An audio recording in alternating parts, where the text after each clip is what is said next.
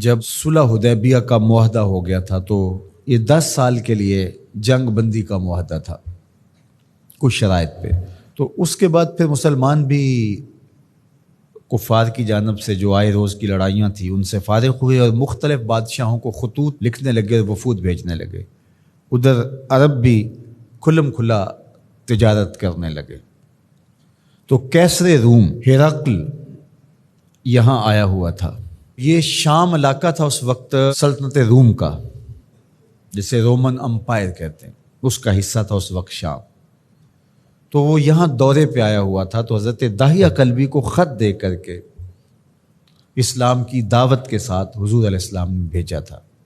اس کو پتہ چلا کہ میری طرف ایک نامہ بر پیغام لے کر آیا ہے، تو اس نے خط وصول کرنے سے قبل معلومات لینا چاہیے اور کہا کہ کوئی شخص عرب کا آیا ہو حجاز کا تو اسے بلا کے لاؤ تاکہ ہم پہلے معلومات لے لیں. تو ابو سفیان ابھی اسلام قبول نہیں کیا تھا انہوں نے، تو وہ تاجرانہ غرض سے شام میں موجود تھے، تو انہیں بادشاہ کے ہاں پیش کر دیا گیا. تو کیسے روم نے ان سے کچھ سوال کیے تھے اور کہا تھا کہ تم درست جواب دو گے، اور ان کے ساتھی کھڑے کر دیے تھے کہ اگر درست جواب نہ دیں تو آپ ٹوک دینا. تو ان سے جو سوال پوچھے گئے انہوں نے وہ درست جواب دیے. وہ ایک قصہ طویل ہے، لیکن اس واقعہ میں سے ایک چیز جو یہاں حضرت امام بخاری نے، امام مسلم نے اپنی اپنی اسناد کے ساتھ روایت کی ہے. اس نے سوال کرتے ہوئے کہا فماذا یامرکم، وہ تمہیں کیا حکم دیتے ہیں؟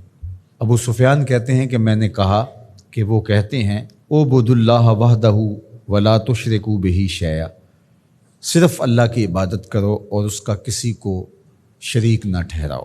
وَاتْرُكُوا مَا يَقُولُ آبَاؤُكُمْ، اور جو تمہارے آباء و اجداد کہتے ہیں اس کو ترک کر دو، وہ بت اور وہ سب کچھ ختم. اور وہ ہمیں نماز کا حکم دیتے ہیں. وَالصِّدْقِ، اور سچ بولنے کا حکم دیتے ہیں.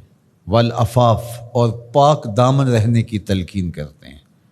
والصلہ، اور رشتہ داروں کے ساتھ اچھا سلوک کرنے کا حکم دیتے ہیں. تو حضور علیہ السلام کی بنیادی تعلیمات، ان میں سچ کو اختیار کرنے کی تلقین فرمائی گئی.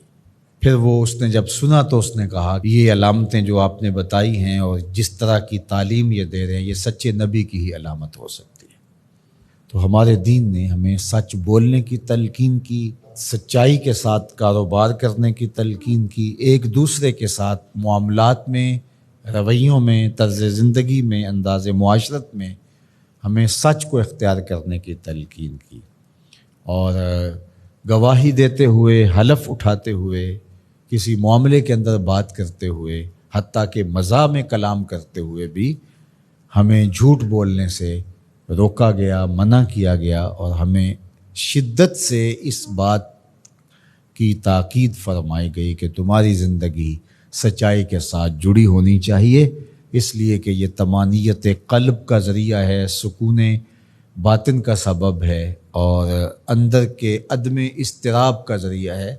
اور اگر جھوٹ بولو گے تو جھوٹ تمہاری طبیعت کے اندر بے قراری، بے چینی، اضطراب اور اضطرار پیدا کرے گا، اور تم کبھی بھی سکون آور زندگی نہیں پا سکو گے.